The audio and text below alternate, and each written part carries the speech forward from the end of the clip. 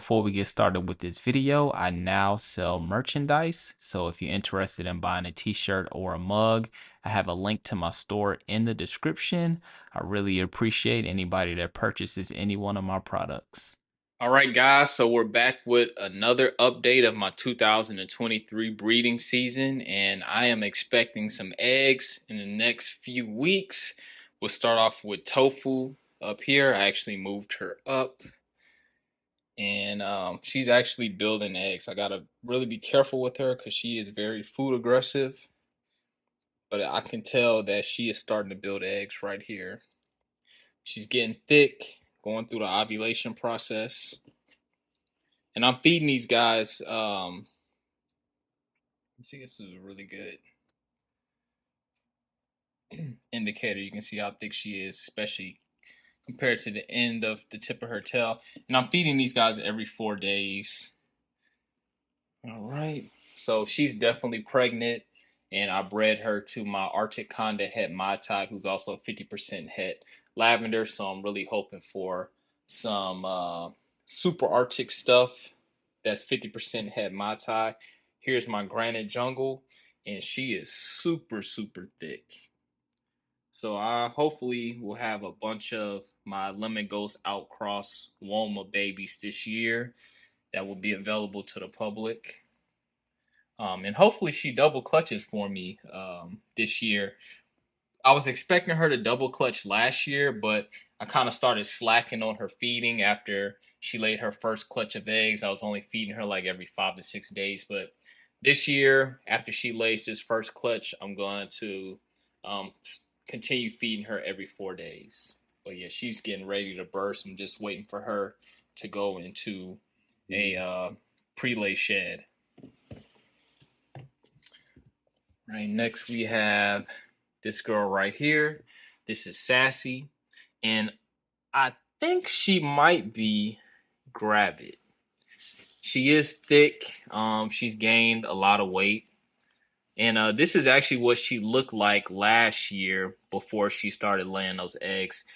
For some reason, hopefully it gets better this year. She did not have like the normal nesting behavior. Like she didn't lay any of her eggs in her lay box. She was never in her lay box, and she literally laid like one egg every day for like 6 or 7 days. And that was during the first lay as well as the second time she laid last year. So hopefully she figured things out. This will be her second year, and hopefully we'll get some eggs. I bred her to my Super Arctic Super Conda, so I'm definitely going to prove out if she is actually Arctic or not. So I'm expecting all of them are going to be Arctic Condas. If she does happen to be Arctic, then 50% of those will be Super Arctic Condas. So it'll be really easy to prove her out this year.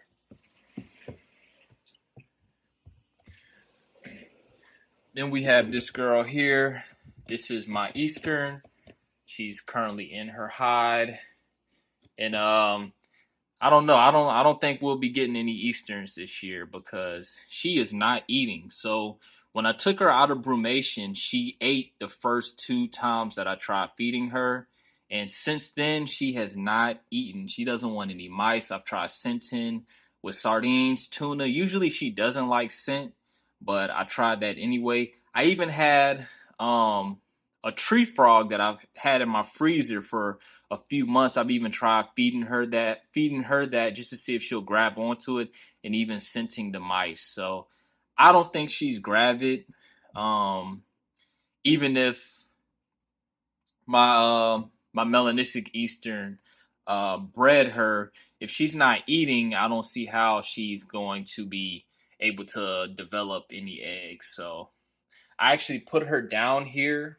So I was thinking maybe she was kind of intimidated by her being like eye level to me. So we'll still try to continue feeding her. Every 4 days, like I'm feeding the other females, I'm going to offer her a mouse just to see if she'll eat. But I'm not really too optimistic on her. And then we have my het Lucy, and she looks like she may be developing some eggs. I'm not 100% sure. She's on the smaller side. Even if she does lay eggs, it probably won't be that many, but who cares? If she don't lay any eggs this year, we'll just go for next year. But that's about it. So like I say, I definitely know my granite jungle and my Arctic conda are definitely gravid. And hopefully, you know what I'm saying, these other three or other two will be gravid as well, and we can have some eggs. Before I let y'all go, let's just look at some of the other hog noses. Here's the male lemon ghost woma. Got the Mai Tai. Looking good as usual. Sorry, the lighting is not that good today. We have this guy right here. Lemon Ghost Outcross. Really high yellow. Nice blushing. Who else do we have? Oh, my Arctic Sable Conda actually just shed out. So she's looking good.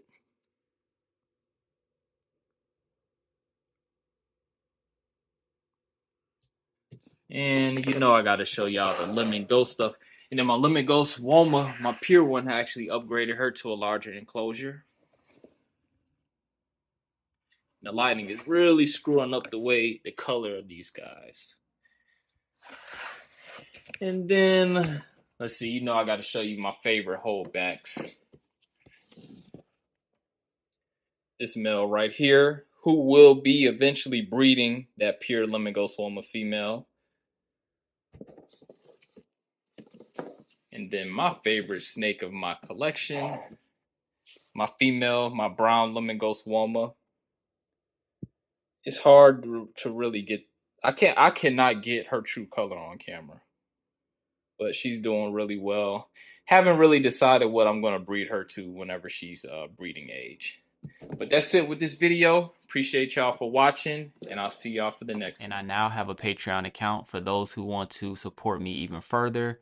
Here you will have access to exclusive videos, giveaways, as well as discounts. The link will be in the bottom in the description. And if you purchase Reppy links, feel free to use the discount code ShovelHogs to receive 5% off of all purchases.